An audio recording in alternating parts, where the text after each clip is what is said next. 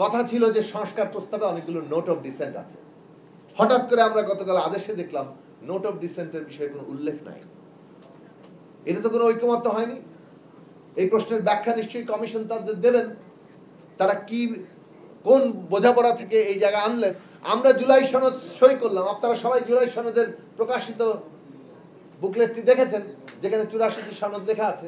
সেই সব জায়গায় প্রত্যেকটি নোট অফ ডিসেন্ট লেখা আছে। নোট অফ ডিসেন্টের নিচে একটা করে নোট লেখা আছে যে এটা দলগুলো তার ইস্তেহার হিসেবে দেবে যার যার প্রস্তাব আকারে, এবং যে দল সংখ্যাগরিষ্ঠতা পাবে, ম্যান্ডেট পাবে, সে তাদের প্রস্তাব অনুযায়ী ওই নোট অফ ডিসেন্টের আপত্তির অংশগুলোর মীমাংসা হবে।